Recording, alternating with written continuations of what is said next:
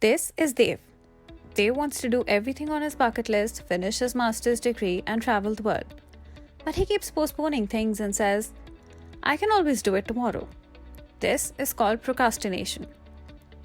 Now let's examine this through the lens of a trans-theoretical model. This model consists of 6 phases: pre-contemplation, contemplation, preparation, action, maintenance, and termination.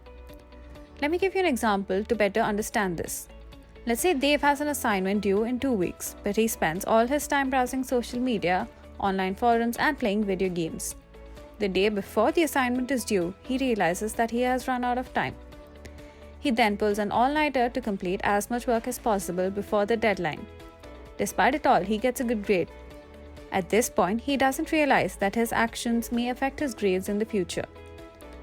This is called the pre-contemplation phase. One day, he misses a deadline and gets an F. After getting upset and blaming himself, he realizes that he needs to change and is determined to do so. This is called the contemplation phase. At this point, he is aware of the consequences his behavior can have. He enlists the help of a friend to help him stay accountable, joins online communities, and also downloads an app to keep track of all the work that needs to be done. This is the preparation phase. Simply put, this is when all the resources required to make a change are gathered.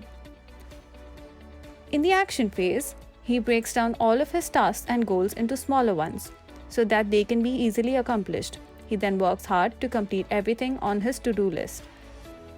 Over the span of the next few months, he is much more productive and is also able to utilize his time effectively.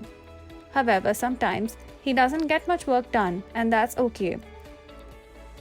Even if he faces obstacles and loses his way, as long as he moves forward and gets back on track, he will still achieve his goal.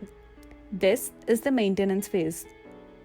And finally, if Dev stops procrastinating completely and does not slip back into his old habits, he is said to have reached the termination phase.